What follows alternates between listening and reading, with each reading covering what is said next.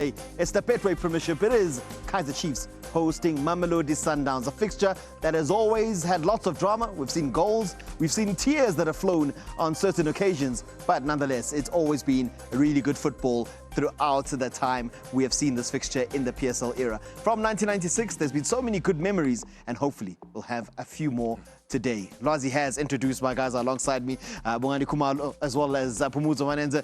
Bongs, yeah, I mean, Lwazi set it up beautifully there. It is one of the flagship games of this particular league. Yeah, it is, and nice and early, just to test where, the two teams are. They both had, a couple of games under their belt, competitive edge in terms of being involved in the MTN8. Good to have Chiefs back in that competition as well, even though they obviously were out in the first round. Terrible performance in that competition, but what they've done midweek, really, really encouraging, especially coming up against Sundowns. A lot sharper, a lot more commitment, and a lot more belief, more importantly. And the one thing, when you look at Kaizer Chiefs, Phumuzo, they seem to start quite slowly, but second half performances have been positive. Is it still early in the season, or do you want to be able to have a team that can piece together a really good 90 minutes before you start to believe? I think maybe a lot of the Kosi Nation supporters would not love to hear us speaking about Chiefs are rebuilding.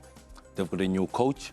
They've signed over 5 players that are new in the squad. So everyone is trying to adjust and trying to integrate into the new way of doing things at Kaizer Chiefs.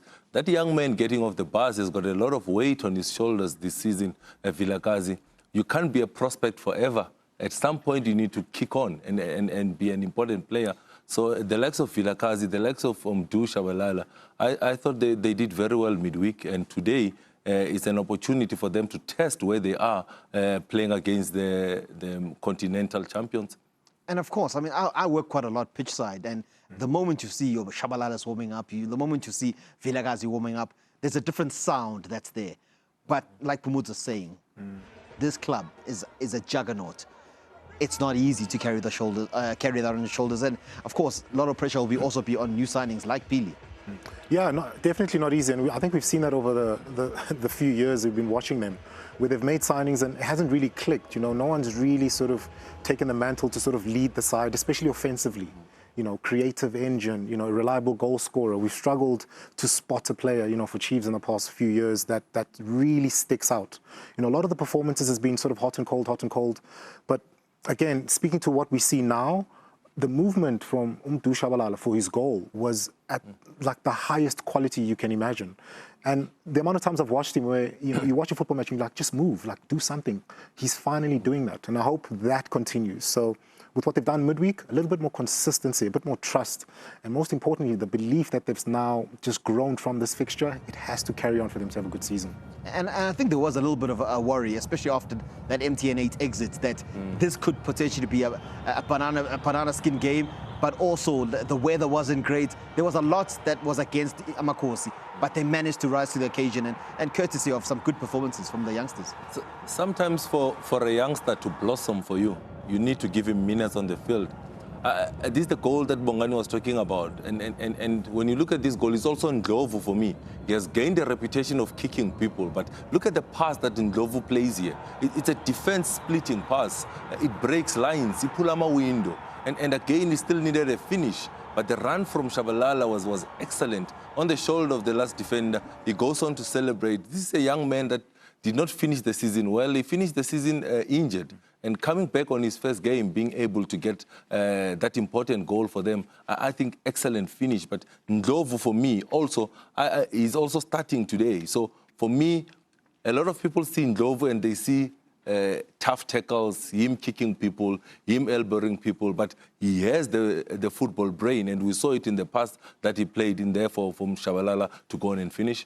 Yeah, it's a bit of an unfortunate thing because you've looked at it. I mean, as we look at the fans here, but you've looked at it for some time. There has been that label that has been tagged to Ndlovu. It's but he's a good footballer in terms of he's able to get up and down the park. And I guess thinking of Mdu, was it not this particular game where he broke his arm?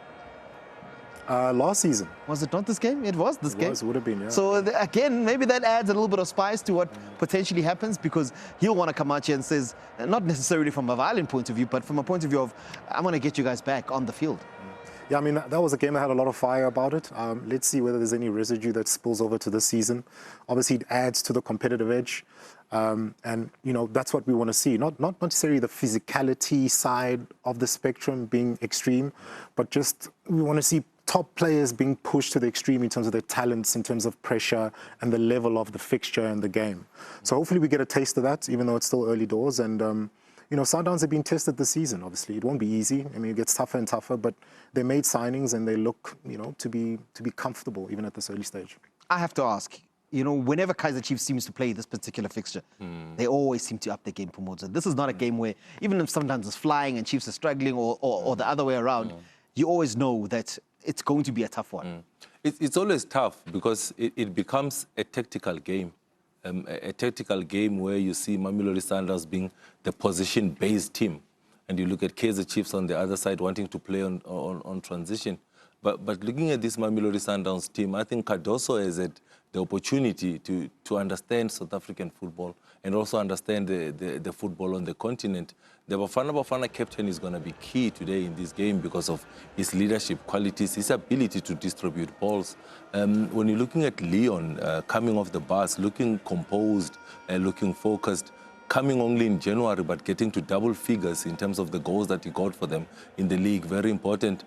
In the absence of Tebogo Mokoena, you're looking at Allende. He has to dictate the tempo of the game and make sure that they get the rhythm that they want to play in, that is Mamelodi Sundowns. I mean, I'm seeing a lot of big players there. But for whatever reason, early parts of the season, some people, maybe I'm the only one who's been hearing this noise, but some people have been saying, oof, Ronza, you know, has he been at the level, etc., etc. Can we really question a guy that has that sort of pedigree in goals? Welcome to the big time. That's what happens. As soon as you make a name for yourself, as soon as you get to a certain level of performance, you know, whatever peak or epitome of your career level performance is, any sort of drop, questions will be asked. And I don't know, he's made some errors and that will happen. If you consider the way Sundowns play, the risk that they take playing out the back, you know, of course, there has to be a certain allowance for mistakes, you know, if you look at the course of a season. So being a high-profile player, you know, something will always be said. The captain of the national team, as soon as this is a performance that is questionable, there will be questions. And, you know, he'll know that. He has the personality to back it.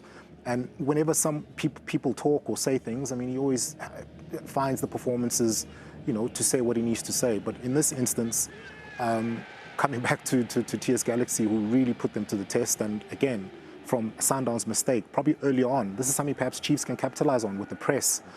Being that it's early, perhaps Sundowns not as sharp as what they'd want to be. So the press, best way to get some joy. And this is one area that has been a bit of a concern for Sundowns, set pieces. They've been conceding a lot of goals via set piece. No doubt there would have been video analysis around that. But do Chiefs have the depth and the ability aerially to cause them the sort of problems that they've experienced? They do, but you also need a good execution. But looking at the pictures on the screen right now, I thought Khuliso Mudau very dynamic in the game. I thought Mamelodi Sundowns tactically got it right in the second 45.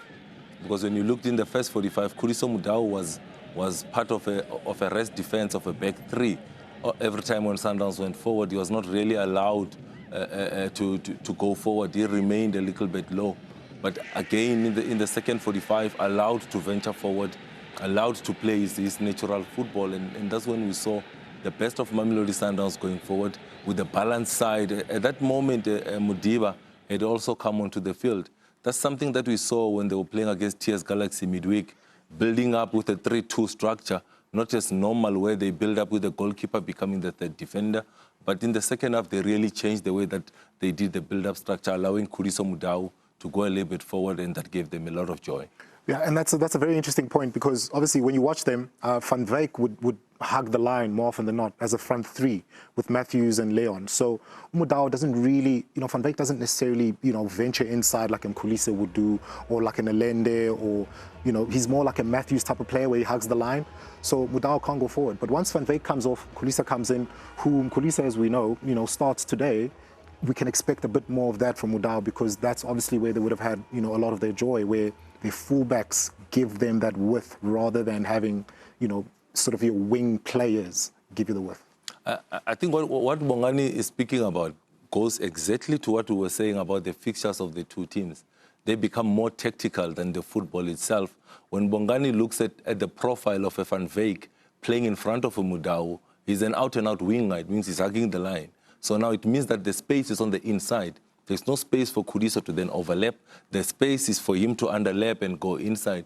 But from the tactical point of view, the coach says, I'll rather have both my midfielders move forward. And then Khudiso becomes that rest defense and becomes part of a three in that rest defense. And that's the tactical switch midweek that Mamelodi Sundowns had to do. In the first 45, they played one way. The second 45, they changed after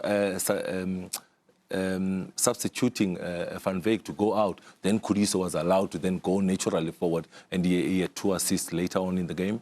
And the one thing that, I guess, if you're looking at boxes that Sundowns may have ticked in this early part of the season, they found a way to get the job done. You know, they were against the ropes. I think a lot of people probably thought TS Galaxy had that game in the bag. They find a way to get a win there. And they've done it a few times, even in the cup competition as well. Yeah, they have. And, you watch the game and you think, TS Galaxy, you're looking good for points in this fixture. And, when you see the subs, the type of subs that come on, Rainers, you've got Mkhulisi, you've got so many players with just immense talent that switch the flow of the game, even with sort of 10 minutes. And I can tell you, no matter how fit you are, that last 10 minutes, mentally and physically, you do feel it, and you're bound to make a mistake here and there, whether it's a run that you miss or a decision that you make wrong in a split second, up against quality, and more importantly, fresh quality that's just come off the bench in amount of numbers and sheer numbers. Back in our day, we wouldn't necessarily see 4 or 5 substitutions second half. We wouldn't see that. We only had 3 substitutions. So if I was a centre-back, there's one, let's say I start with a fast striker, maybe a big striker comes on. It's 2 battles I need to figure out when I prepare. But now you need to prepare for so many different scenarios because of the amount of subs you can